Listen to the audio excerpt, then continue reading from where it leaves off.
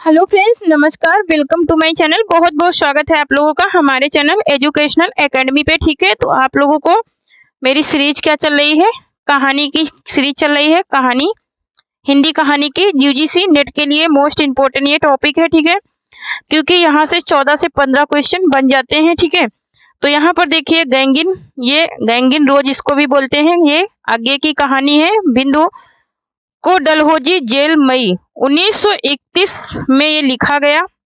जिस टाइम पर डलहौजी क्या था, जेल में था। संग्रह इनकी कहानी के अन्य क्या है, बीथगा है, ये 1937 की है। बीथगा, दुख और तितलियां, पगोंडा ब्रिज, मिलन, हर सिंहार, एकाकी तारा, हरी रति और अमर बल्लारी, रोज कड़िया, ये इनके अन्य कहानी संग्रह हैं। और क्या है तो आकलंक है, और क्या है तो शत्रु है। ठीक है, आकलंक और शत्रु है। यहाँ पर देखेंगे, यहाँ पर इनका कुछ तत्व क्या है, पॉइंट यहाँ पर नोट है। पहले संस्करण में 1937 ईस्वी में रोज नाम से, फिर 5वें संस्करण में 1990 में गैंगिन के नाम से, है ना।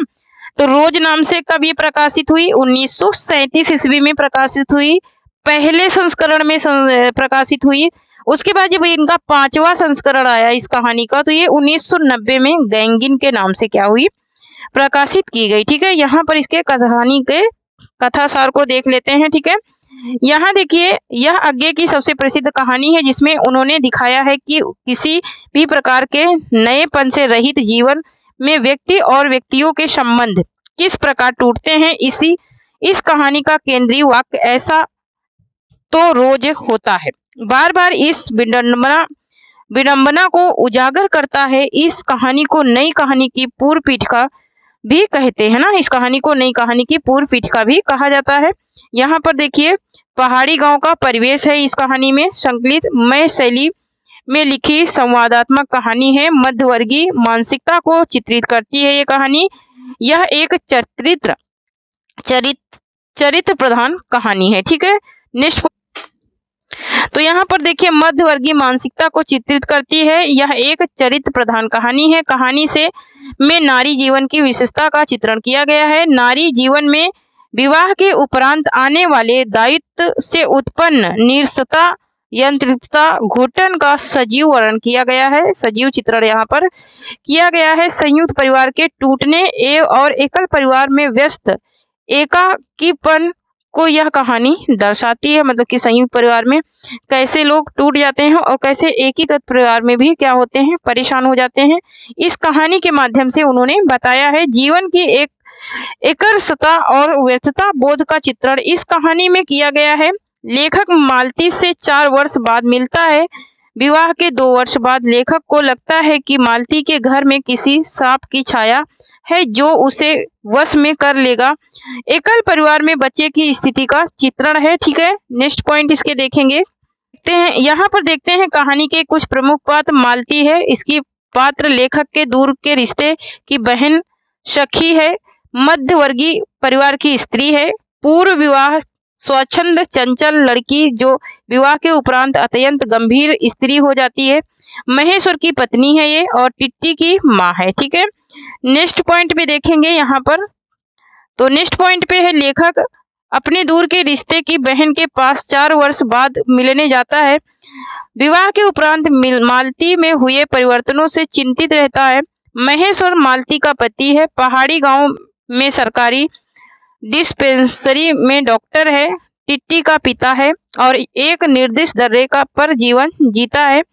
नेक्स्ट पॉइंट यहाँ पर देखेंगे इसके। और यहाँ पर देखिए, टिट्टी मालती और महेश्वर का पुत्र है। ठीक है, यहाँ पर इसके मुख्य उद्धरण देख लेते हैं। मुख्य उद्धरण में इन्होंने क्या बताया है, तो मैंने देखा उन आंखों में कुछ विचित्र सा भाव था। उन्होंने कहा कि मैंने देखा उन आंखों में कुछ विचित्र सा भाव था, मानो मालती के भीतर कहीं कुछ चेष्टा कर रहा हो, किसी बीती हुई बात को याद करने की, किसी बिखरे हुए वायुमंडल को पुनः जगाकर गतिमान करने की, किसी टूटे हुए व्यवहार तंत्र को पुनर्जीवित करने की और चेष्टा में सफल न हो रहा हो, वैसे जैसे देर से प्रयोग में न लाए हुए अंग को व्यक्ति एकाएक उठाने लगे और पाए कि वह उठता ही नहीं। चिर विशेषता में मानो मर गया है। उतने क्षीण बल से यद्यपि वह सारा प्राप्त बल उठा नहीं सकता, मुझे ऐसा जान पड़ता है मानो। नेक्स्ट पॉइंट पे देखेंगे, उन्होंने कहा कि मुझे ऐसा जान पड़ता है कि मानो वो क्या कह रहे हैं कि मानो किसी जीवित प्राणी के गले में किसी मृत जीव का तोक डाल दिया गया हो, वह उसे उतारकर फेंकना चाहे पर उतार ना पाए। दोपहर में उस सूने आंगन में पैर रखते हुए मुझे ऐसा जान पड़ा मानो उस पर किसी श्राप की छाया मंडरा रही हो। उसके वातावरण में कुछ ऐसा अकथ्य, अस्पष्ट किंतु फिर भी बोझिल और परकंप और घना सा फैल रहा था। नेक्स्ट पॉइंट पे लेखक कहते हैं कि मैं आज कोई 4 वर्ष बाद उसे देखने आया हूँ। जब मैंने उसे इससे पूर्व देखा था, उससे पहले देखा था, वह लड़की ही थी। अब वह विवाहिता है, एक बच्चे की माँ भी है। क्या वह विवाह के 2 वर्ष में ही वह बीते दिन भूल गई, या अब मुझे दूर इस विशेष अंतर पर रखना चाहती है, क्योंकि वह निर्बद्ध स्वच्छंदता अब तो नहीं हो सकती, पर फिर भी ऐसा मौन जैसा अजनबी से भी नहीं होना चाहिए। नेक्स्ट पॉइंट पे देखेंगे, नेक्स्ट पॉइंट पे लेखक क्या कहते हैं। उन्होंने कहा कि मैंने देखा उन आंखों में कुछ विचित्र सा भाव था, मानो मालती के भीतर कहीं कुछ चेष्टा कर रहा हो, किसी बीती हुई बात को याद करने की, किसी बिखरे हुए वायुमंडल को पुनः जगाकर गतिमान करने की। उसने कहा कि करने की, किसी टूटे हुए व्यवहार तंत्र को पुनर्जीवित करने की, और चेष्टा सफल न हो रहा हो, वैसे ही जैसे देर से प्रयोग न लाए हुए अंग को व्यक्ति एकाएक उठाने लगे और पाए कि वह उठता ही नहीं। चिर विशेषता में मानो मर गया हो, उतने क्षीण बल में यद्यपि वह सारा प्राप्त बल उठा नहीं सकता, मुझे ऐसा जान पड़ता है मानो किसी जीवित प्राणी के गले में किसी मृत जंतु का तोक डाल दिया गया हो, वह उसे उतार कर फेंकना चाहे पर उतार ना पाए। यहाँ पर नेक्स्ट पॉइंट देखेंगे, उसका जीवन में बिल्कुल एक निश्चित दर पर चलता है, नित्य वही काम, उसी प्रकार के मरीज, वही हिदायतें, वही नुस्खे, वही दवाइयाँ, वह स्वयं उकलाते हुए, और इसलिए और हाँ साथ ही इस भयंकर गर्मी के कारण वह अपने फुर्सत के समय में भी सुस्त ही रहते हैं। महेश्वर के संदर्भ में कहते हैं लेखक। नेक्स्ट पॉइंट यहाँ पर देखेंगे, यहाँ पर देखिए महेश्वर क्या कहते हैं। महेश्वर बोले कुछ हंसकर, वह पीछे खाया करती है, पति 2:30 बजे खाना खाने आते हैं, इसलिए पत्नी 3 बजे तक भूखी बैठी रहेगी। रोज ही ऐसा होता है। किसने कहा? महेश्वर ने कहा। यहाँ पर मालती क्या कहती है, मालती के बारे में देखते हैं। मुझे ऐसा लग रहा था कि इस घर पर जो छाया घिरी हुई है वह अज्ञात रहकर भी मानो मुझे भी वश में कर रही है। मैं भी वैसा ही नीरस निर्जीव सा हो रहा हूँ, वैसा हाँ जैसा यह घर, जैसे मालती। वही 3 बजने वाली बात मैंने फिर देखी। अब की बार उग्र रूप में मैंने सुना। मालती एक बिल्कुल अनैच्छिक, अनुभूतिहीन, नीरस, यंत्रवत, वही थके हुए यंत्र से स्वर में कह रही, 4 बज गए। नेक्स्ट पॉइंट पे देखेंगे, मानो इस अनैच्छिक समय को गिनने में ही उसका मशीन तुल्य जीवन बीतता हो, वैसे ही जैसे मोटर स्पीडो मोटर यंत्रवत फासला नापता जाता है और यंत्रवत विश्रामत स्वर में कहता है कि किससे कि मैंने अपनी अमित शून्य पथ का इतना अंश तय कर लिया। मालती मेरी ओर देखकर बोली, ऐसे ही होते हैं डॉक्टर, सरकारी अस्पताल ना, क्या परवाह है, मैं तो रोज ही ऐसी बातें सुनती हूँ। अब कोई मर मुर जाए तो ख्याल ही नहीं होता। पहले तो रात भर नींद नहीं आया करती थी। नेक्स्ट पॉइंट पे देखें। नेक्स्ट पॉइंट पे वो कहती है कि वह उद्दत और चंचल मालती आज कितनी सीधी हो गई है, कितनी शांत, और एक अखबार के टुकड़े को तरसती है। यह क्या मैंने देखा, पवन में चीड़ के वृक्ष गर्मी के से सूख कर मटमैले हुए, चीड़ के वृक्ष धीरे धीरे गा रहे हो, कोई राग जो कोमल है किंतु करुण नहीं, अशांतिमय हो किंतु उद्देश्य गम नहीं। मैं तो रोज ही ऐसी बातें सुनाती हूँ, अब कोई मर मुर जाए तो ख्याल ही नहीं आता, पहले तो रात रात भर नींद नहीं आती थी। नेक्स्ट पॉइंट देखेंगे, मालती कहती है, मालती का ये कथनांक है, ठीक है, मालती का कथनांक है, मालती के कथनांक, इसे चांटे लगाते ही रहती हैं, रोज ही गिर पड़ता है। मालती कहती है, माँ युवती माँ, यह तुम्हारे हृदय को क्या हो गया है, तुम अपने एकमात्र बच्चे के गिरने पर ऐसी बात कह सकती हो, और यह अभी जब तुम्हारा सारा जीवन तुम्हारे आगे है।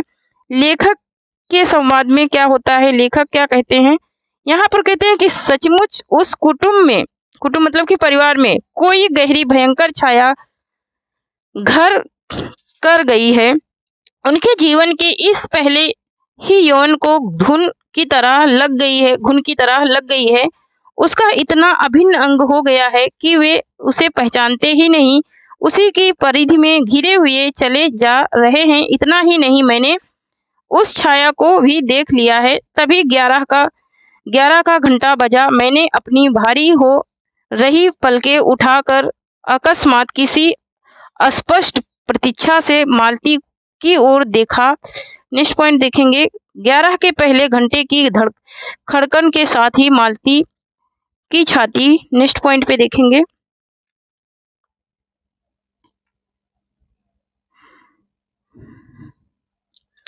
मालती की छाती एकाएक फकोले की भांति उठी और धीरे धीरे बैठने लगी, और घंटा ध्वनि के कंपन के साथ ही मूक हो जाने वाली आवाज में उसने कहा, 11 बज गए हैं। ठीक है, तो ये तो थी कुछ इस कहानी के कुछ तत्व थे, बहुत ही इंपॉर्टेंट तत्व हैं, ठीक है, इन्हें नोट जरूर करना, ठीक है।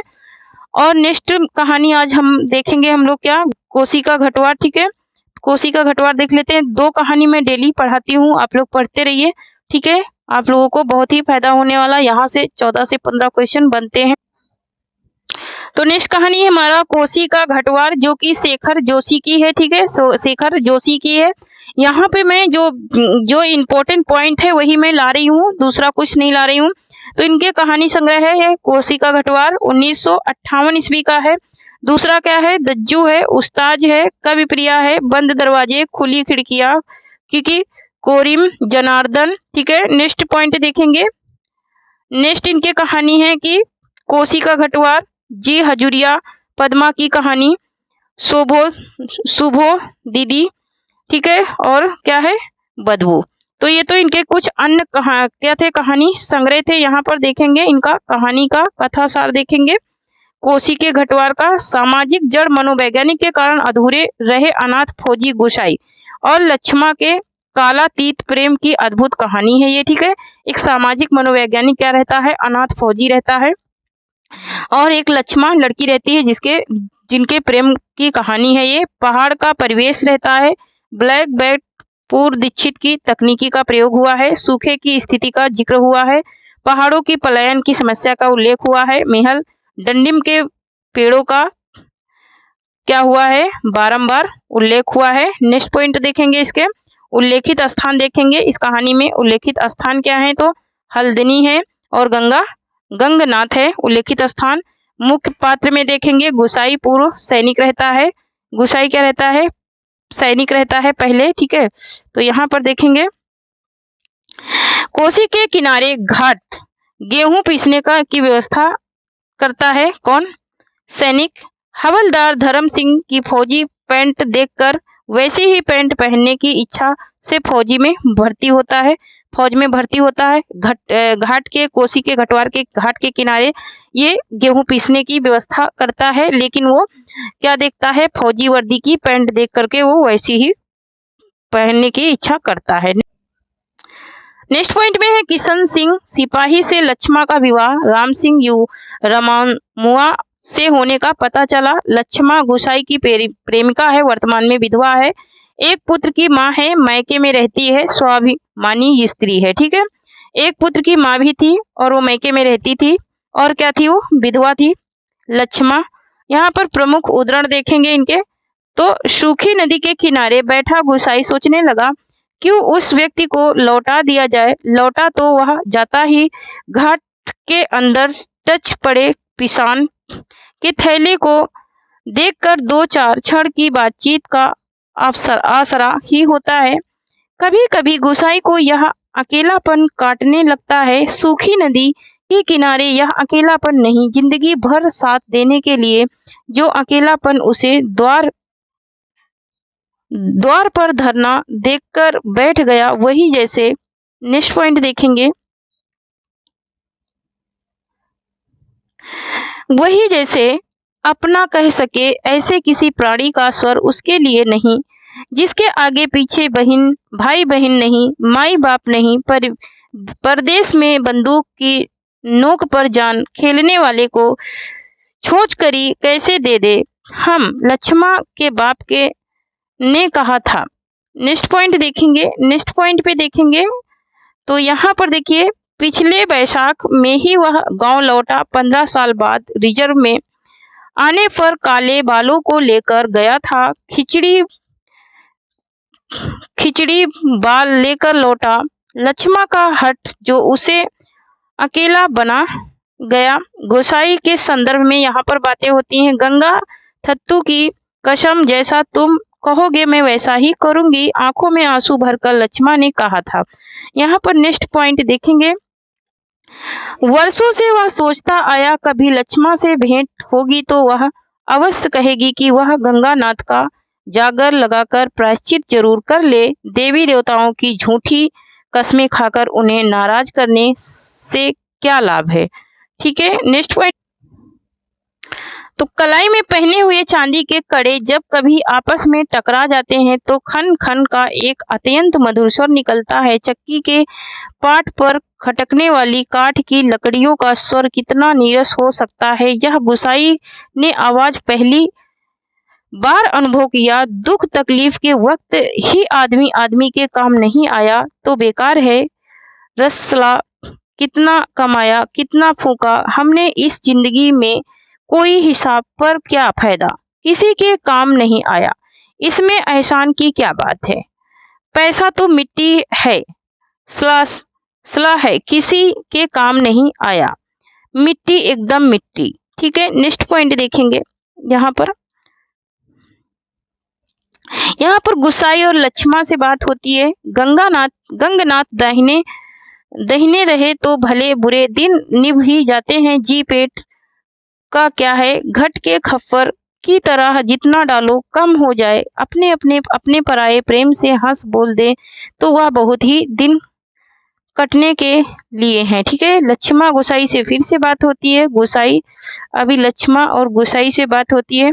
घर के अंदर काठ की चिड़िया अब भी किट किट आवाज कर रही थी। चक्की का पट खिसक खिसक कर चल रहा था और मथनी की पानी कटने की आवाज आ रही थी और कहीं कोई स्वर नहीं, सब सुनसान निस्तब्ध था, मतलब कि एकदम शांत था। लक्ष्मा गुसाई से कहती है। ठीक है, तो ये तो रही कोसी की घटवार कहानी के कुछ संवाद। ठीक है, कुछ प्रमुख बातें। ठीक है, तो कोसी का घटवार और गैंगिन, ये दोनों की प्रमुख जो बातें थी वही मैंने डाला। ठीक है, यहाँ पर 4 पेज पढ़ाने से कोई फायदा नहीं है। यहाँ पे जो मुख्य पॉइंट पूछे जाते हैं वही पढ़ लो, वही अच्छा है। ठीक है, तो थैंक यू फ्रेंड्स, आज के लिए इतना ही। तब तक के लिए जय हिंद, जय भारत। अगर आप लोगों को इन कहानियों के PDF चाहिए तो आप लोग कमेंट कीजिए, तो मैं PDF अपने टेलीग्राम चैनल पे डाल दूंगी, आप लोगों को ये मिल जाएगी। ठीक है, थैंक यू, जय हिंद, जय।